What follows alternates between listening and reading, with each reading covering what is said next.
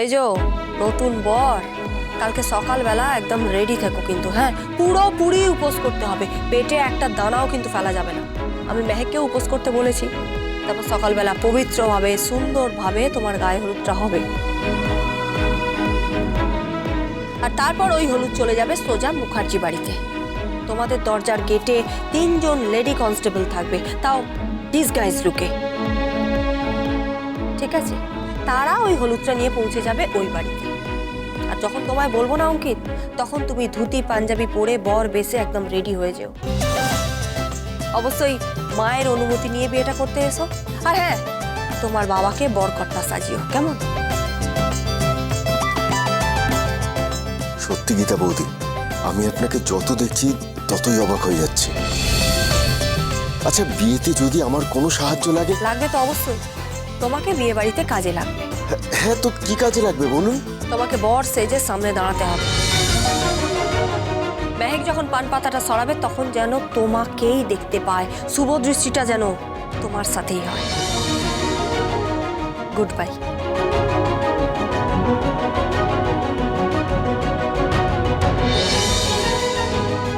আরে ক্রেজি। আচ্ছা, আপনি কি চাইছেন? মানে এই যে আপনি কি এখন বললেন না যে কি আপনাকে খুন করার চেষ্টা করা হচ্ছে? আমি আপনাকে সবটা পরে বলছি। অনেক বড় প্ল্যান করেছে, ওই বাড়ি থেকে আমাকে সরানোর চেষ্টা করা হচ্ছে। কেন বলুন তো? কারণ ওরা জানে যে শেষ মুহূর্তে যদি কেউ থাবা মারতে পারে না, তাহলে সেটা একমাত্র এই বাঘিনী পারে। গুড়িয়ে দেব ওই ধীমান সেনের মাথা, গুড়িয়ে দেব কিরণ কান্তির মাথায়। আমি আপনাকে বলে রাখলাম, গেম শুরু, কাউন্টডাউন শুরু। তাহলে এখন আমি চলি, বাকি কথা ফোনে হবে। আর হ্যাঁ, সঞ্জয় চৌধুরীর বাড়ির কাউকে খুঁজে বের করার চেষ্টা করুন, তাকে দিয়ে একটা এফআইআর করান, চার্জশিট ফ্রেম করতে শুরু করে দিন। সমস্ত প্রমাণ কিন্তু আমাদের হাতে চলে এসেছে। আর পারলে একবার ঢালিবাবুকে ওই ক্যাফেটাতে পাঠান। কোনো প্রত্যক্ষদর্শী, কোনো না কোনো রেফারেন্স কিছু পাওয়া যায় কিনা, কোনো সূত্র। ডোন্ট ওয়ারি, আমি যাব আমি। Thank you. আপনাকে গণেশ,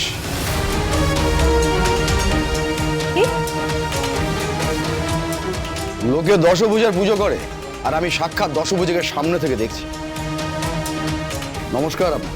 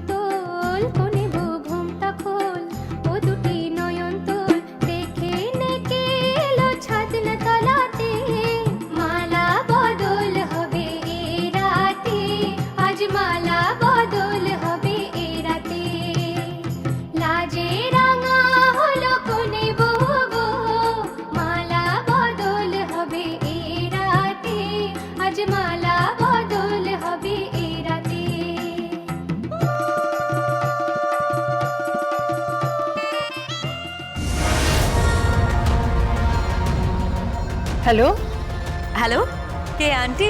হ্যাঁ, একটু কৃপানকে ফোনটা দিন না। কেন? ও ওর হবু বউয়ের সাথে কথা বলবে, একটু ফোনটা দিন না।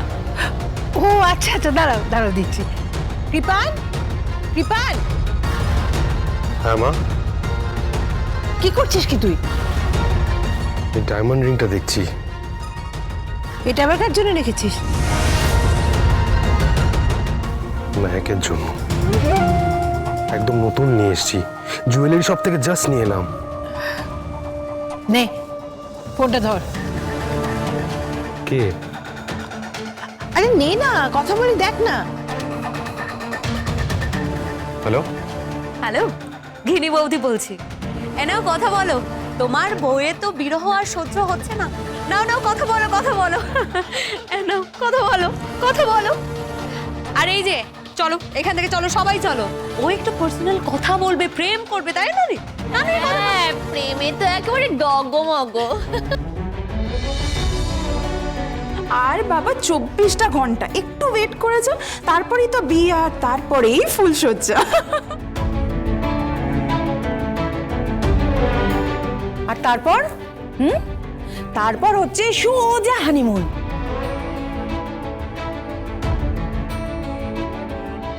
আচ্ছা বাবা, তোমরা এখানে দাঁড়িয়ে দাঁড়িয়ে হাসছো কেন? চলো চলো চলো চলো, এই চল চল। তুমি জানো যে ও সুখী হবে না। তুমি জানো যে ও কৃপানকে পছন্দ করে না। চুপ। পছন্দ করে না তো কি হয়েছে? পরে দেখবে সব অভ্যেস হয়ে গেছে। সংসারটা একটা হ্যাবিট, বুঝতে পেরেছো? চলো এখান থেকে। ঠিক তোমার মতো কোনো সম্পর্ক নেই, পাশাপাশি রয়েছো। এলেন ইলিন, বড্ড বেশি পাকা পাকা কথা বলছো। এই কি করছিসটা কি? হ্যাঁ, এটা তো একটা আনন্দ অনুষ্ঠান, এটাকে নষ্ট করছিস কেন তুই? ওর স্বভাবটাই তো তাই না, ভালো মেয়ে সাজতে চায়, গুটি গুটি গার্ল। ছাড়ো, এই সমস্ত কথা বাদ দাও। এসো তোমরা, এসো এসো।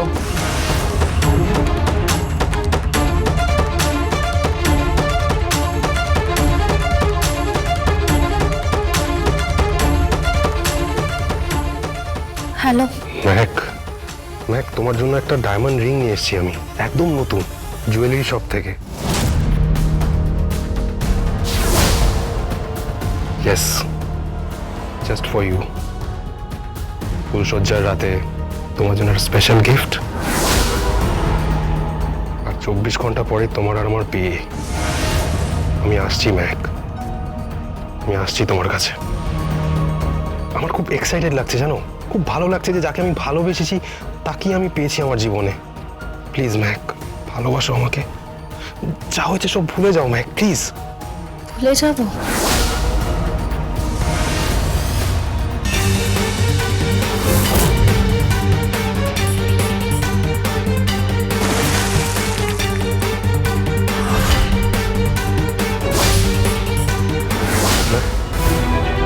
হ্যালো, কি হলো মেহেক? হ্যাঁ, আমি সব ভুলে গিয়েছি। মাঝে মাঝে জীবনে সব কিছু ভুলে যেতে হয়।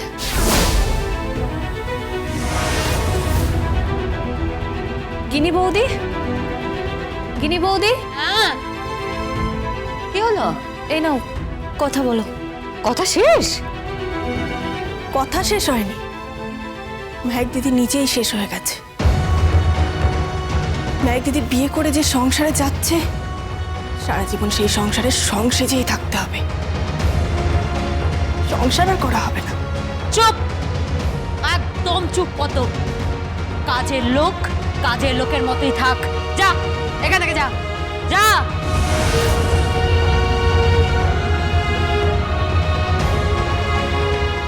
হ্যালো কৃপান। হ্যাঁ গিনি বৌদি। মেহেক বোধহয় লজ্জা পাচ্ছে, হেজিটেট করছে। আমি তোমার সাথে ওর পরে কথা বলাই, কেমন? আর শোনো, কালকে যে গায়ে হলুদ ঠিক সময় পৌঁছে যাবে, কেমন? হ্যাঁ।